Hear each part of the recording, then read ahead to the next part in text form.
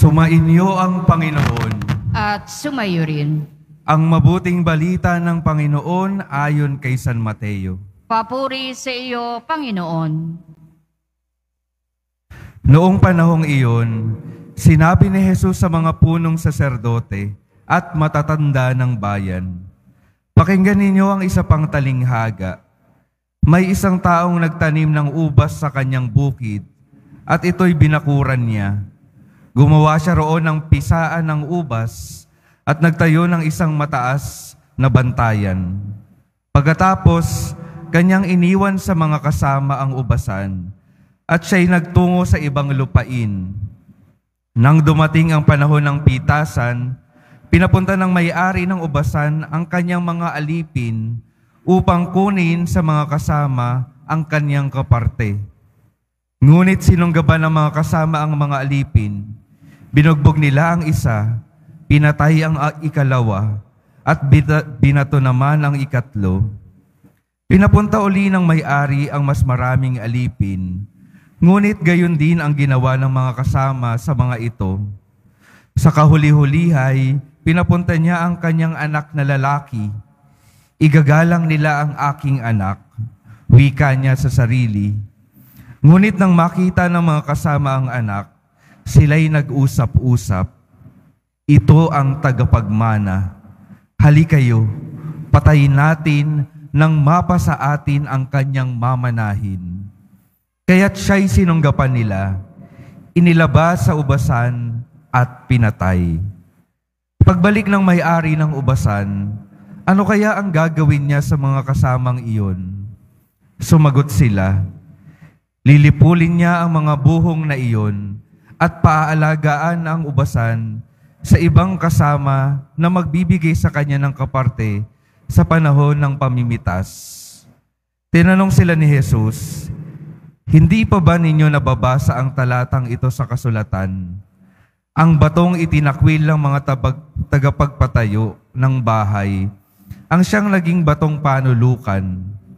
Ginawa ito ng Panginoon at ito'y kahanga-hanga. Kaya nga sinasabi ko sa inyo, hindi na kayo ang paghaharian ng Diyos, kundi ang bansang maglilingkod sa Kanya ng tapat."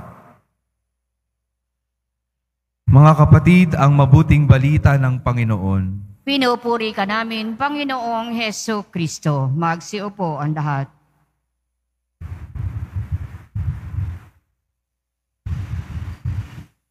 Magandang umaga po sa inyong lahat at maligayang pagdating sa tahanan ng ating mahal na pong Jesus Nazareno.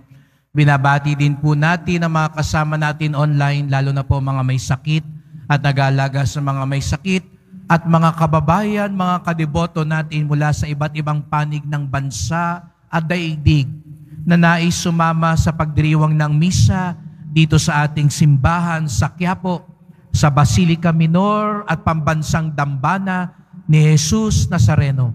Araw ng linggo, araw ng Diyos, araw ng simbahan, at tayo nagkakatipon muli upang magpugay sa Kanya. Kaya't bigyan natin ng papuri, parangal at pasasalamat ang ating minamahal na Nuestro Padre Jesus Nazareno. At kaisa ng Pambansang Dambana ng Mahal na Birhen ng Santo Rosario, na ngayon ay nagdiriwang din ng kapistahan ng La Naval de Manila, ang Mahal na Birhen ng Santo Rosario. Kaya palakpakan din natin ang ating mahal na ina. At ugaliin natin na sa buwan na ito ay bilang pamilya lalo na tayo makapagdasal ng Santo Rosario. Sabi nga ni Father Patrick Peyton, the family that prays together stays together. Ang pamilyang nagdarasal sama-sama ay sama-sama pa rin anuman ang mangyari sa buhay. Ngayong linggong ito, napakasimple lang po ng mensahe ng Diyos sa bawat isa sa atin. Ano ang gustong sabihin ng Diyos? Katiwala tayong lahat ng Diyos. Yan ang gustong sabihin at ipaalala sa bawat isa sa atin. Katiwala tayo ng Diyos. Kaya sabihin mo nga sa katabi mo, pinagkatiwalaan ka ng Diyos. Mukhang hindi katiwa-tiwala yung katabi nyo, ayaw yung tignan, no? Natatakot kayo, no? Tignan nyo yung bag nyo, baka na-slash na, no? Lahat tayo ay pinagkatiwalaan ng Diyos. Huwag natin kalilimutan yan. Siguro nga may mga ibang taong hindi nagtitiwala sa iyo. May ibang taong nagdududa sa iyo. May ibang taong nagkakait sa iyo. Pero ang Diyos na lubhang mabuti at maawain ay pinagkatiwalaan tayo. Sa katunayan, ang lahat-lahat sa atin ay ipinagkatiwala ng Diyos. Mula nang tayo'y ipinanganak, pinagkatiwalaan tayo ng Diyos. Ang buhay natin, pinagkatiwala lang yan ng Diyos sa atin. Ang pamilya mo, lahat-lahat sa atin ay pinagkatiwala ng Diyos. Ngunit mga kapatid, mag-ingat po tayo sapagkat baka sa halip na tayo'y maging katiwala, sa halip na tiwala ang manaig, baka sa bandang huli ang lumabas, tayo'y maging tiwali. Kita nyo, konti lang diferensya ng salitang tiwala at tiwali. Sana, Hari Manawari, hindi tayo maging tiwali. Bawal ang tiwali. Huwag kang maging tiwali. Sa halip, maging katiwala ka ng Diyos. Ang lumago ay ang tiwala ng Diyos. Nakita natin sa mga pagbasa, sa unang pagbasa, ang Diyos daw, hinanda niya ang ubasan, ang bayan ng Israel. Hinanda niya lahat. Siya na nagtanim, siya naglinis, siya nag-ayos.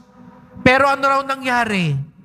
Nung mag-aanihan na, ang lumabas, mga ligaw na ubas, maasim na ubas. Kaya nagalit ang Diyos. Sabi niya, anong nangyari dito?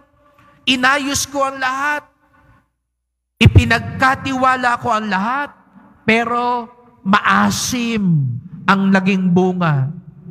Naging tiwali. Bakit daw ganon? Paano raw nagiging tiwali? Bakit nasisira ang tiwala?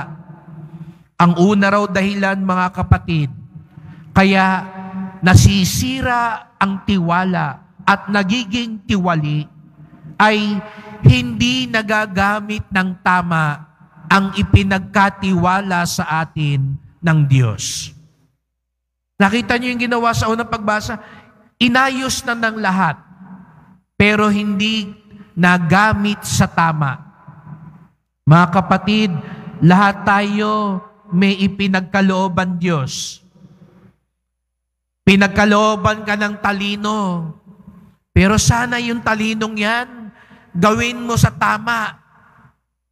Baka naging matalino ka, pero dahil sa sobrang talino mo, nagamit mo yung talino mo para manlinlang, manloko ng tao.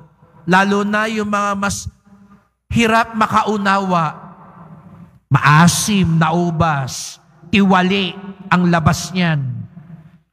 Siguro nga, nagpapasalamat tayo sa mahal na Poon. Malusog ka, malakas ka.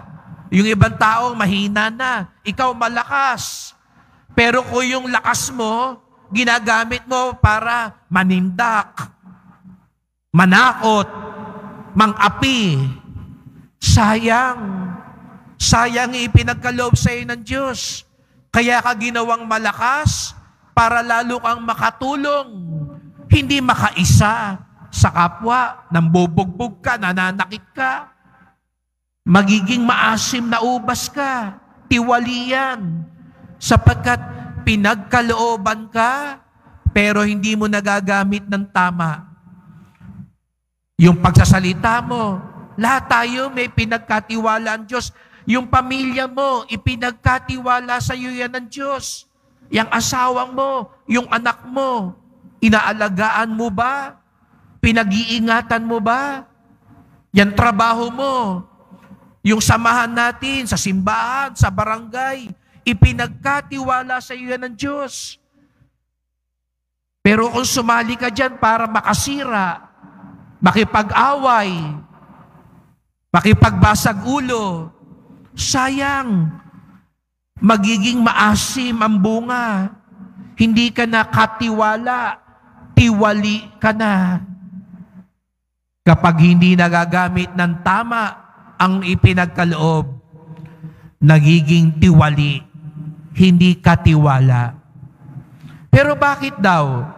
Bakit daw ang mga tao, bakit tayo hindi natin nagagamit ng tama yung ipinagkaloob sa atin ng Diyos? Sapagkat, ikalawa, hindi natin nagagamit ng tama sapagkat nagmimistulang may-ari ang dating natin. Nakakalimutan natin, katiwala tayo ng Diyos. Kaya nga sabi ko kanina, yun ang unang simpleng mensahe, katiwala ka ng Diyos. Katiwala ka ni Jesus Nazareno. Hindi ikaw ang may-ari. Ganun ang nangyari sa Ebanghelyo. Nagkagulo. Bakit nagkagulo? Yung mga trabahador sa ubasan, akala nila sila ang may-ari. Kaya nung naniningil na yung may-ari, binubugbog nila yung mga ibang alipin. Nung pinadala na nung hari yung kanyang anak, anong sabi ng mga trabahador? Patayin na natin itong mga anak na ito. Pag nawala na to, tayo na ang mag-aari. Ganon yung ginawa kay Jesus Nazareno. Akala ng mga kalaban nila, akala ng kalaban niya, pag nawala na siya sa eksena, tapos na ang lahat. Pero natapos nga ba? Hindi. Yung mga tumapos kay Jesus Nazareno, sila yung natapos. Sila yung natalo. Sila yung nawala. Ganon din nangyari sa ubasan. Yung mga nag-ahari-hari, yung mga nagdiyos-diyosan, yung mga akala nila sila ang may-ari, nagtagumpay ba sila? Hindi.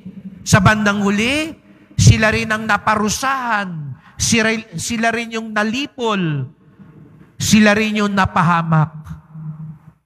Mga kapatid, hindi tayo may-ari. Yan ang tukso ngayon sa mundo natin. Akala mo ikaw may-ari ng buhay mo. Kaya minsan yung mga ibang tao sabihin nila, buhay ko to. Ako masusunod. Walang pakialamanan. Kung anong gusto ko sa buhay ko, anong gusto ko sa katawan ko, ako masusunod. Kaya ang daling pumatay. Kaya yung iba naiisipang magpakamatay.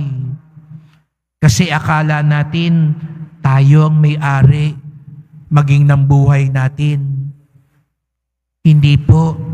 Ipinagkatiwala lang ito sa atin ng Panginoon. Yung pamilya mo, yung anak mo, minsan nakala mo, ikaw may-ari. Sasabihin mo pa sa anak mo, galing lang kayo sa akin, ha? Kung ano ang gusto kong gawin. Ako ang makapangyayari.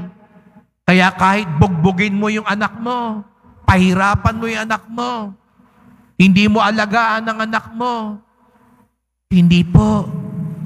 Hindi kayo ang may-ari niyan. Ipinagkatiwala lang sa inyo ng Diyos. At dapat mong alagaan anuman ang ipinagkatiwala sa iyo ng Diyos. Kahapon, kasama ng ibang mga samahan dito sa Quiapo, pinagnilaya namin, ingatan ng kalikasan. Hindi tayo may-ari ng daigdig, kaya huwag kang tapon ng tapon. Huwag mong sirain ng gagubatan. Huwag natin abusuhin ng mga ilog.